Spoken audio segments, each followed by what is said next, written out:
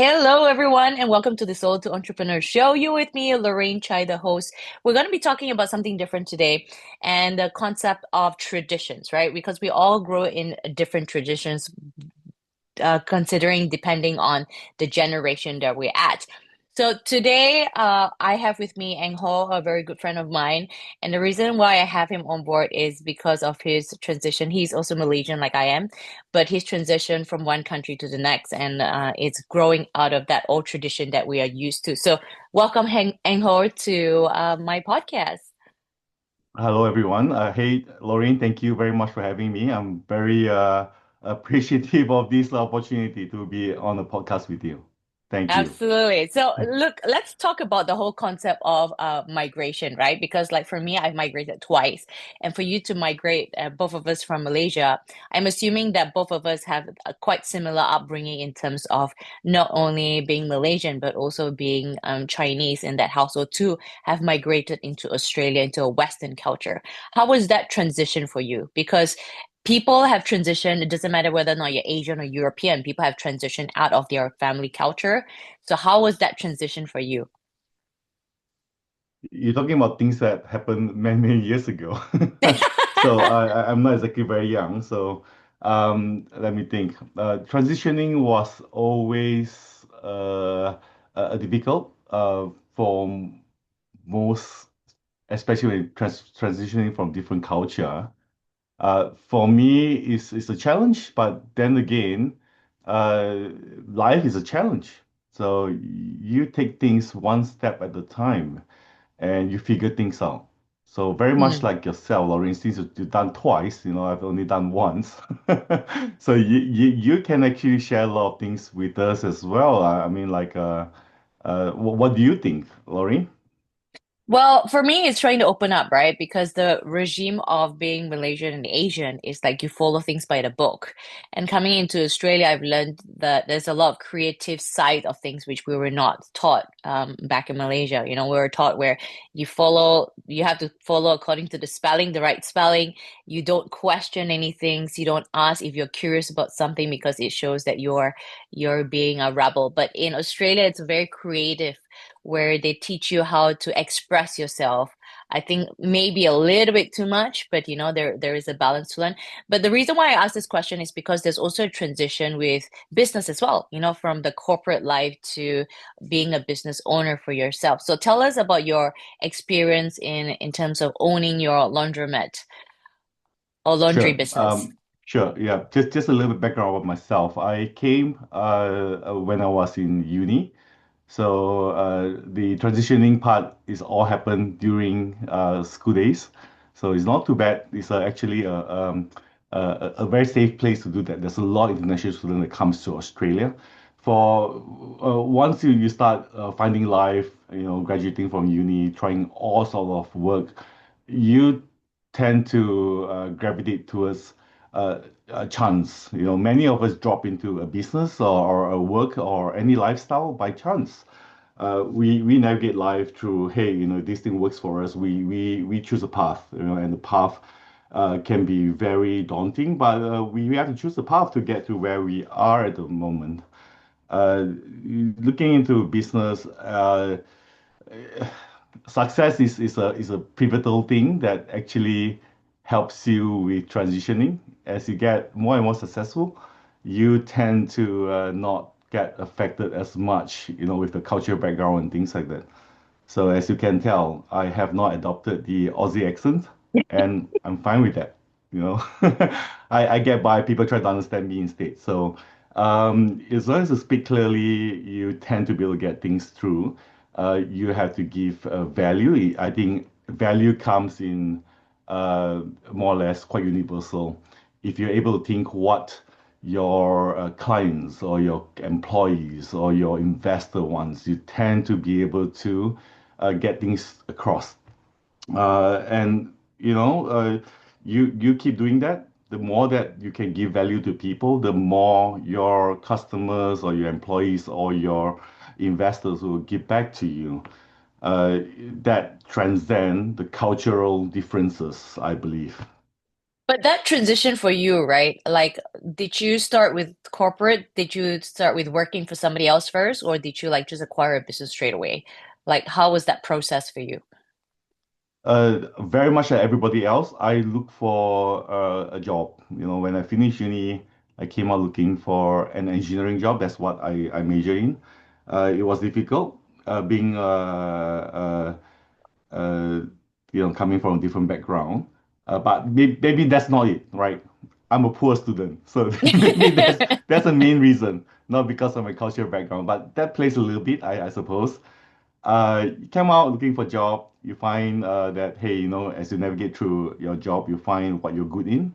Mm. Uh, After a while, for myself, I find that, hey, there's opportunities to grow in my job place. But you know what? Many things depends on someone else's decision. So after a while, I decided to come out on my own, and it's not easy. Coming out on your own, you think that, hey, you're 20 over years old, you own the world, you're indestructible. But there's But so many concepts to it, right? There is the mm, family noise that you may possibly hear. Like for me, it was that. There could yep, be friends side, like you need to choose your friends for growth. There is the situational base, like you've got colleagues that say, what are you doing in terms of throwing your life away? For me, anyway. So I don't know about for you, but how did you manage? Like, I'm assuming that you had all that noise around you with people saying, "What are you doing? Giving up your engineering job to acquiring this business," right? most definitely. I do get a lot from my family as well.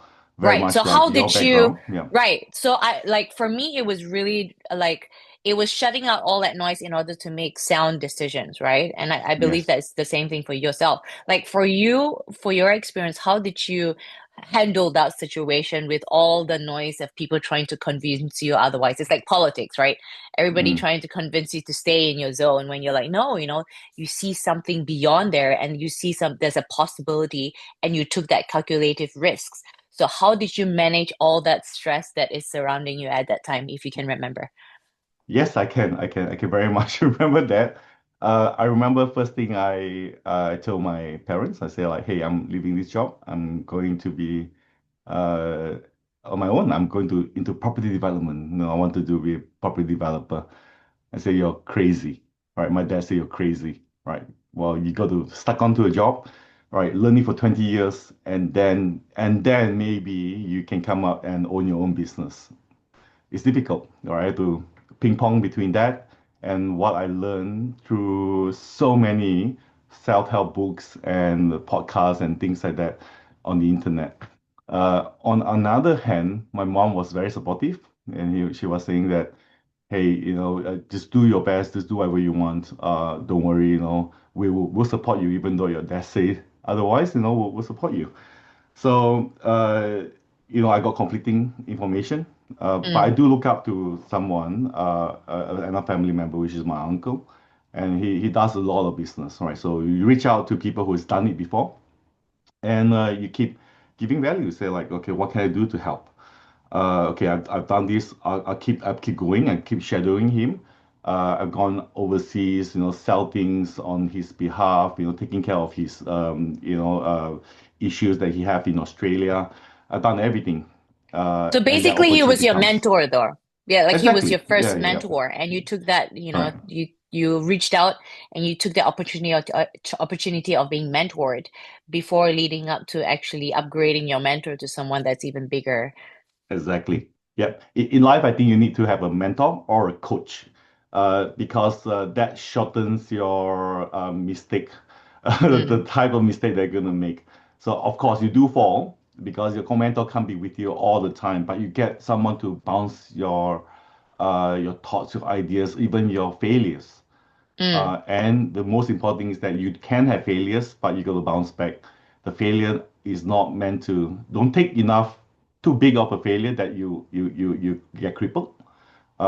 Do it uh, so that you can bounce back from it and learn from it.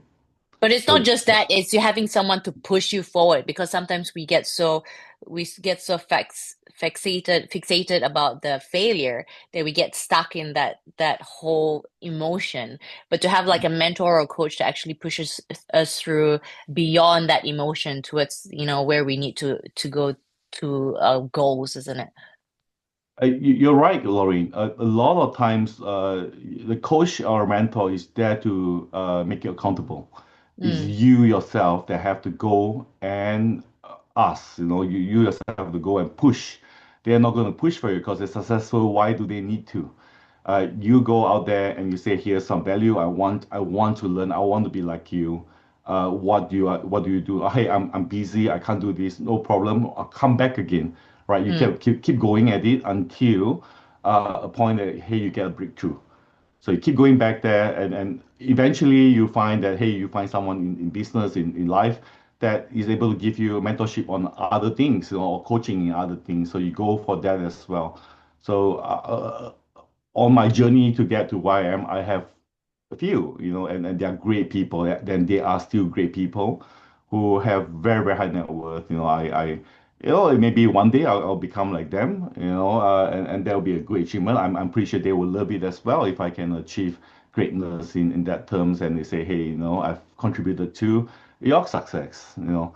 And many times, we as Asians, we like to say, hey, listen to your elders.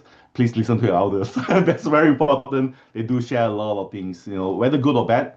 Hey, you take them And you and you take it for learn from yourself. it. Yeah, you learn from it, isn't it? Whether or not it's something that Exactly. you follow or whether or not you learn something to go opposite of what they've done in their decision making.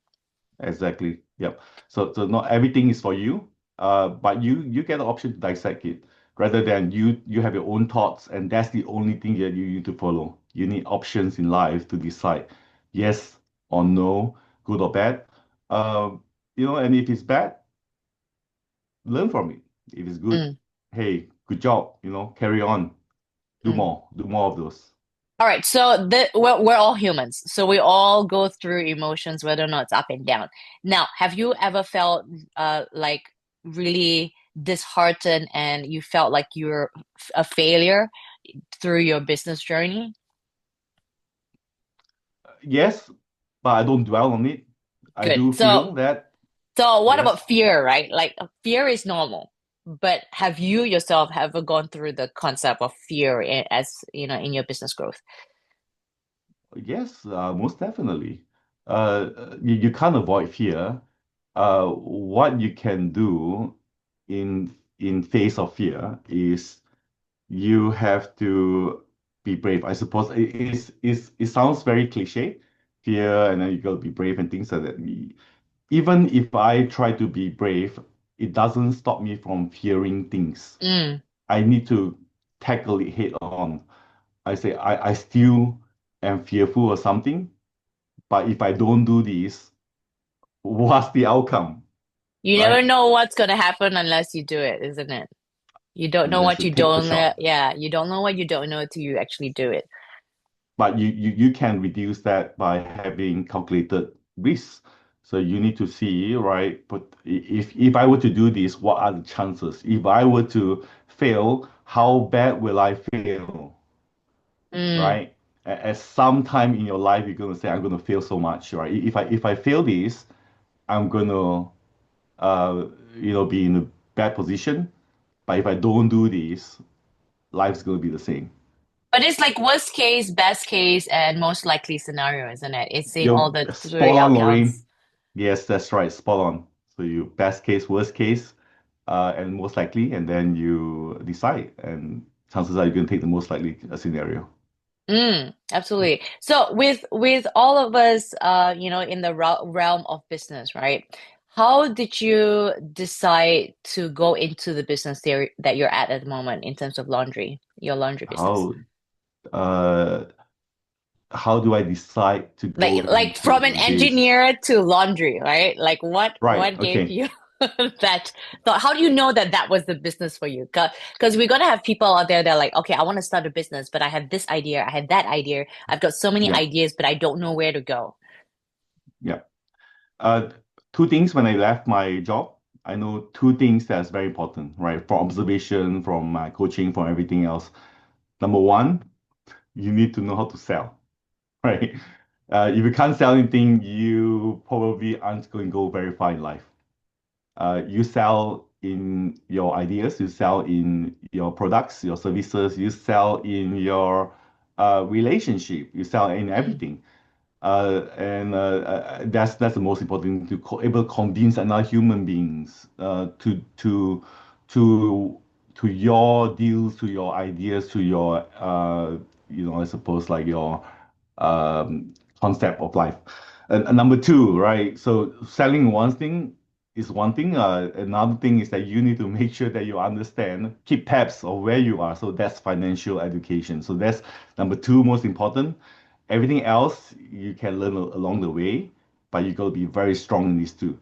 So for how do I get into laundry, right? So it's sequence of events that get there, right? So coming out, you go into a job. Once you left, you're left with nothing. You got to find something to eat. Otherwise, you lose your house, right? So you do. I go ahead and do multi-level marketing. I sell things in the train station. I go for all sort of functions and things like just to sell better. After that, I found opportunity as a real estate agent. I sell houses then. I just keep improving that. I sell a lot of houses. And then I decide to partner with a friend of my uncle's. We sell tools, power tools on the internet. So we go to China to source for power tools and pumps and all these other things. And then fast forward, we always have do not close yourself to the things that you're doing right now, even though you're doing very successfully. Look at other options. So there was an option, right, from a mutual accountant Mm. with another company, which is a laundry company. So we told the accountant, hey, we was looking for a job. No, no, no, we didn't put it right there. Looking for deals. So he comes back and say, "Hey, why don't you try going to this person? They pay a lot. They pay their dividend well. I'm a shareholder, so we went and have our first meeting. We found that hey, this is a great, fantastic model. Uh, and they say like, hey, we have one to sell because it's not doing very well. It's losing money. And then we say, all right, we'll take this thing out, but we want to make a deal with you. So if this thing fails, we sell it back to you at the same price that we buy it for. But if do well, we'll put some money in for you. So getting investors, getting the right opportunity and trying things out. Uh, we wanted to try out for 2 years, but we decided in 9 months, and we say, hey, go for it. And that is where everything starts. Okay, so like an opportunity came your way and you took that chance. But the thing is, it's not just buying and acquiring a business, right? Like what you just explained was you looked at the pros and cons of the business inside out, and see if there was an opportunity of actually helping that business grow rather than just acquiring a business before you actually seal the deal in terms of acquiring that business. You most likely have to, right? You don't jump into things because someone else tells you it's great, Yeah. right? Or it doesn't matter if the business is cheap. Like sometimes people are like, oh, it's a cheap business, I'm gonna acquire it. It's trying to understand the business as a whole and see if there's an opportunity for them or you to be able to bring that business into a profitable revenue, isn't it? I would give you a point, right? So when you are looking for something, opportunity, and you do not know much about it, buying something cheap is the most dangerous thing you can do, right? If you're experienced and you have the knowledge, then you can afford to buy something cheap because you understand, right? This is a good deal. They do Mm, have some ups and downs, but it's something that is not an issue. But if you're come with an unknown like what we did in the beginning, um, then you are probably going into something that you may not recover, or you mm, may lose whatever investment that you put in. So you're right. So if you're seeing it's cheap, raise a red flag. Why is it cheap? mm. Can I handle the cheap initial upfront and The then problems worry that about come with the the problem cheapness. that comes with it? Exactly. Exactly. Yeah, so we look at that, and knowing people is very important than knowing what processes they have. because people you tend to not be able to hide if you know someone for a long time. So Mm, we get to know the owner of this laundry company for 9 months before we say, hey, let's get on to the next step. Just like dating, right? Before you get married, you got to know the person first before you say, hey, this is a big decision. Should I go for the next step or this is not right for me, right? If mm. this is perfect, hey, let's go to the next step. Uh, but then again, in business, just like in life right now, you probably have a prenup. Yeah, that's And right. because things Yeah, don't last that well. That's last that often, especially in business. Right? At absolutely. some point, someone needs to buy someone out. Yes, absolutely. I always tell my clients, I'm like, you always have to have an agreement. Doesn't matter if it's with your brother, father, mother, or spouse, you always have to have an agreement or as you said, prenup, right? Don't do business with family. So I think that's a mantra for me. Do not do business with siblings. Parents are still fine, but siblings or cousins and things like that, it get very messy. You don't want to go Yeah. to a family gathering and say like, wow, this It person can be stole from messy. me and things like Yeah, that. yeah, Yeah, yeah, yeah. No, I hear it a lot even with my own family yeah. as well. So, I completely get it there. And you have to see them. No matter what, still have to see them. And you said like family gathering, you have no out with that. Exactly, exactly. Yeah. So now it's like we're doing this podcast at 6 o'clock in the morning. So what is your and it's like pretty early for a lot of people out there. It's like a lot of people are still in bed. So why like you told me you start working at 5 o'clock. So what is your routine on a daily basis? You try to get as much time as you can in a day. You don't have to wake up really early, uh, but it's the amount of time that you spend on the important things that you do. Uh, I change my time based on what I have as well. Sometimes it's difficult because you have migrated to the States and you know how what's the time difference between home, Mm-hmm. family and your parents and all with where you were. So we have business relations all over the place as well. So if we need to, hey, we adjust our time and we attend it, right? You make it work, Uh, isn't it? It's like an we make it work. opportunity is there, you make it work. That's right. That's right. But you need to sleep, of course, because if you don't, then you're not performing 100% as well. So, uh, I would say it's not your the amount of time you sleep, I suppose, is more like managing your energy, managing your focus, right? That is very important. You can have consistency in your life, that and that may be 90% of what you do, right? But when you need to push for the last 10%, you do whatever it takes. Mm. Absolutely. So people don't know this, or some people may know this, but being in the US, I still do have Australian clients. And there's a 1 day a week where I'm waking up at 3 o'clock in the morning just to make it work for Wow. them to be beneficial as a client. Because for me, it all comes up to the my client at the end of the day. It's not, it's how beneficial they can make use of our time together at that particular time. So that's why I've decided to, sleep early the night before and be awake at 3 o'clock to meet them at an early time, like 4 o'clock or 4:30, 5 o'clock. So for me, it's making it work, right? It doesn't matter if I have a partner or a family. Not that I have a family right now, but it doesn't matter. It's more making it work for the beneficial of my client. Or let's say I have a meeting like with you, 6 o'clock in the morning. For me, it's just making it work because we both of us are busy during the day, but it's finding that time that's suitable for both of us to be able to work together and, be on this episode today. Yeah, most definitely. Right. Mm. So with you and travels, right? Because as business owners, we always have we this concept of time, right? Everyone keeps saying, "Oh, I don't have time." We always hear this a lot from our friends and families. But for you, like you were with me last week, was it the week before? The week before, in terms of actually already the week before, isn't it?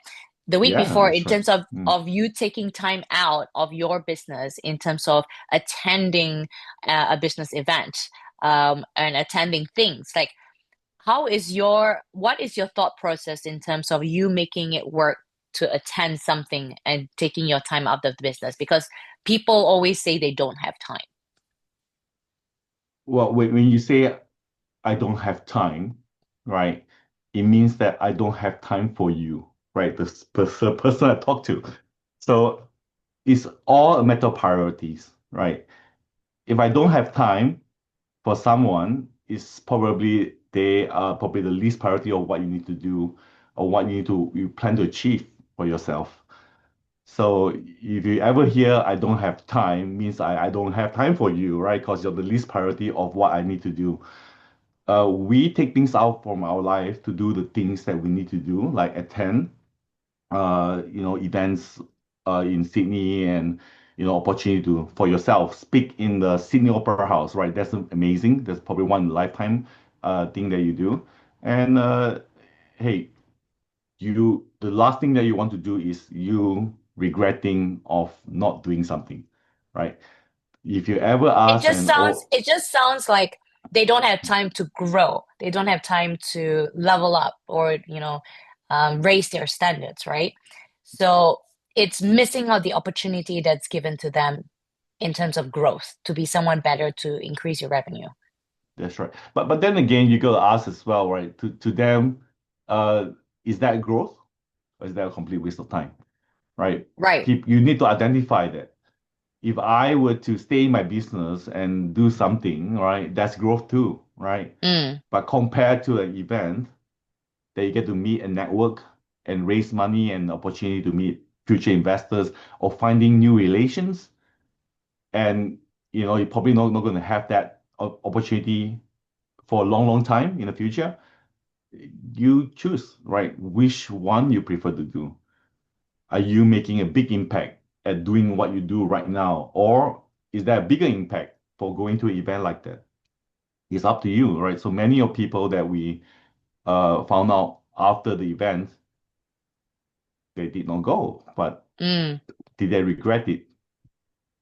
Chances are they do, right? After knowing what actually happened during the event, because they knew about it. For those that don't, hey, there are other opportunity elsewhere. Are you taking the chances that is being given to you?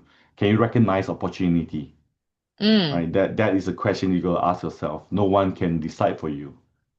Mm. It's like missing the boat to success, right? It's like an opportunity is there. You got the chance to meeting people you wouldn't have that chance Yeah, to exactly. meet. You got to meet people. We got to meet people that are from different countries, where if you're out in the field, you have no way of actually getting through that gate and having that introduction made to that person, right? So it's attending something with a chance of you don't know what's going to happen until you try it out to see what the quality of people in that event is, but also doing that research to see if that's a quality event to attend too. That's right. To get to the event, you have put in a lot of effort to get there. We have done so, right? We have built relations to be able to get into that circle and Mm, be able to attend things like that. So for most Australians, we who knew who knew there's an event in the Sydney Opera House, right? mm, Who knew that we're gonna meet the owner of the Haymarket, right?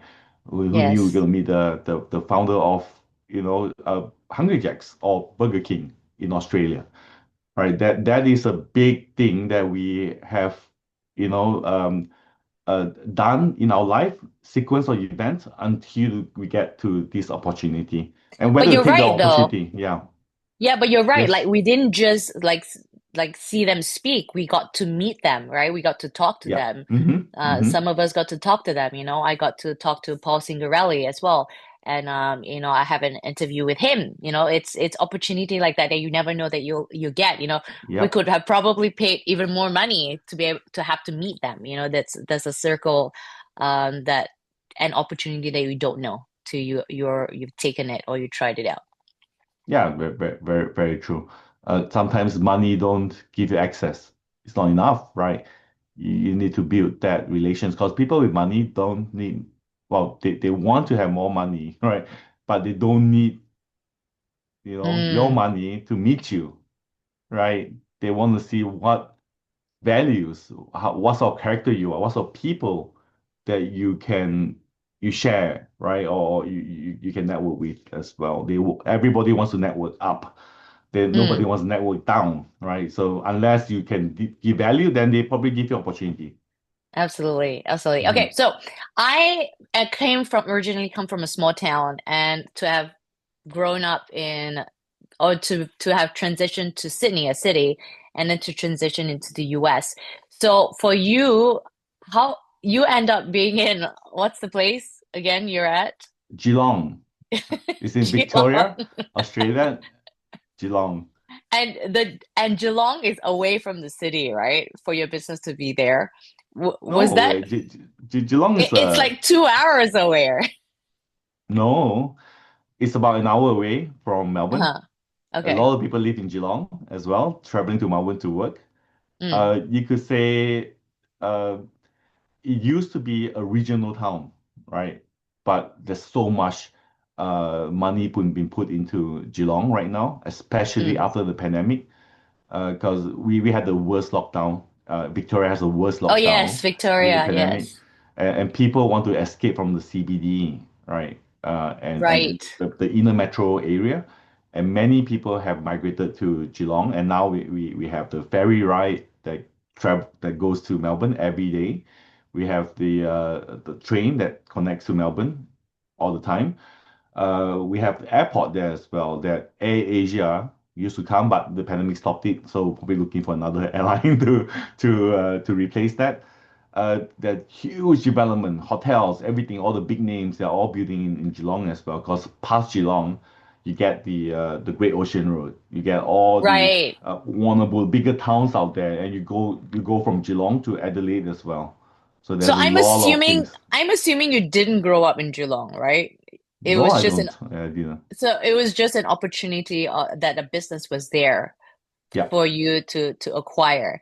So if you look at the whole picture for yourself, like what got you or made you that decision of acquiring that business that's away from the city area for like let's say someone like me that's from the city to suddenly acquire an hour away from the city. Like what was that thought process at that particular time? Right. You do whatever it takes, right? So this is an opportunity that we calculated, right? We like the system. It's not a system that we normally see in Australia, Mm, right? That the laundry system based on uh, contractors able to produce tonnage or rather than paid per hour, mm, and that gives a lot of accountability in what we do. And we say like, hey, this is one of a kind. To be able to get into this deal, we have to try, right? They're not going to sell us any other thing. There's only one opportunity in Geelong, right? Actually, in Ocean Grove, which is further away from Geelong, about half an hour away, at the very tip of the peninsula. So if you look at the map, you see at the other side. Um, so we came in, we thinking that hey, it's not this opportunity may end, right? mm, It's just 2 years, right? But eventually we found that we decided to join 9 months and I decided to stay over here. It's not too bad as what people think, right? Regional place, it really depends on how connected you are to the place that you need to do business. mm. Ultimately, we all connected to, for example, a Zoom, right? So you get or Teams or something like that. I talk to people all over the world from where Right. I am, right? So that it So doesn't really matter. distance, yeah, distance, I like that. Distance doesn't matter and time will make it work, isn't it? Like with there is if people say they don't have time, it's an excuse. If people say it's too far, I think that's also an excuse. It's more of if you see that there is a potential there, is taking the opportunity of doing it or acquiring it or making something out of it. Yeah, you don't want to give yourself too many excuses. You tend to want to say yes in a very early life, a point in your life that because yes, saying yes to open up doors. Mm, Saying no is means that if you have too much opportunity later on in life that you can pick and choose, then you be more precious about your time and your focus. So young people, I think your crowd will probably belong to that portion. Say yes, right? Saying yes uh, to many things gives you opportunity to actually to actually succeed as well as learn from failures. right?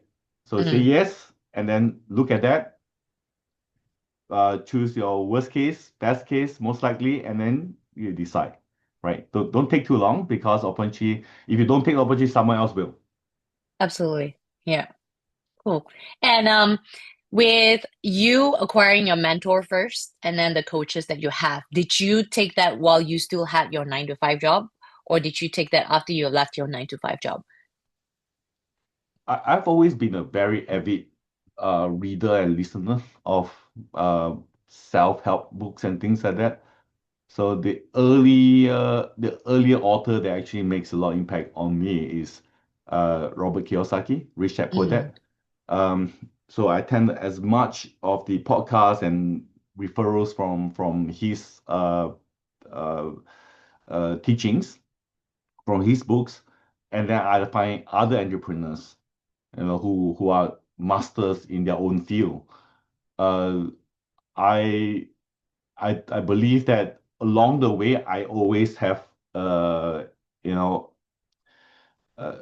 I want to have greatness, right? There's so no point. it's your curiosity of always leveling up and raising your standards consistently. Curiosity is important. Yes, yes, yes, right. I wouldn't say that's all to it. You can't be too curious. Well, you can be curious, right? I wouldn't say you can't be too curious, but you can't be looking for the shiny things all the time, Of right? course, yeah. Yeah. So you're curious, you say, hey, there's something shiny, let's go for that. Something else shiny, go for the other one.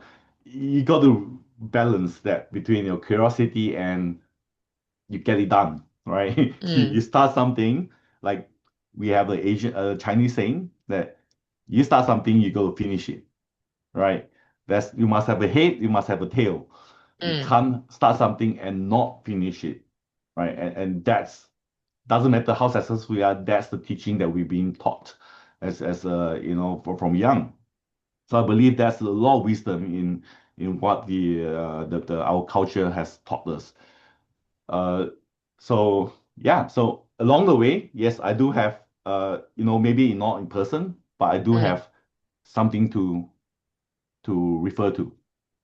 But And if I your fail, growth didn't just start with books though. Your growth started with books and then it transitioned to books, mentors, and then coaches along the yes, way. yes, that's right. But As but your there was no like cutoff in terms of okay, I'm just gonna do books until now that I've sent in my resignation. Now I'm gonna do coaches because I sent in my resignation. It was a continuous growth of whatever you could get your hands on. Yeah, you're right, you're right. So you transition in life, right? As you because when you're in school or in uni, you don't have a lot of money, right? So you buy the cheapest resource that you can have, right? Either Mm. you buy a book or you go and download something or you get something from private things, as we all did in our youth. Um, Yeah. but as you get more, you earn your salary, you can afford Mm. things, right? You can afford to attend events, you can afford to get coaches, you can afford to pay for people to have events and seminar and things like that. And after that, you get more successful. You can afford bigger names, bigger coaches, right? And I do pay like $3,000 just for 4 sessions of coaching USD, right? So how many people can afford that? So later on in life, who knows, right? Maybe in the future we'll be coaching with AI. That's probably the next best thing, right? But yeah, you don't. It's a continuous learning. Always be learning. You never be too old for learning. Because once you stop learning, that's the end of you. You have no aspiration to get better. That's Mm. where life ends. Absolutely. So last one. What would be the ultimate advice for business owners out there that are stuck? You gotta get unstuck, right? You gotta do whatever it takes to get unstuck. So think, right? Think, be curious, be creative, get out there, right? If you cry over spilled milk, the milk's not coming back, right? So you got to do whatever it takes to get out from the situation you are. And you can't sit there and manifest and the idea comes to you. It doesn't happen that way. You need to get out there. Talk to people. Look at podcasts like what Lorraine's doing, right? You get nuggets of wisdom that you want to you can put into your business and try it, right? Last week when we went for top one with JT Fox top one, that actually you learn from other people's mistake, right? You get unstuck that way. And if you are able to provide some help to people, that's the best privilege that you can have as people, as we are all connected, right? Giving back is as important as taking things from them. Mm. So always do something. Don't don't get stuck, right? You can get yourself unstuck. So when you say you get stuck, means that probably you're not doing enough to unstuck yourself.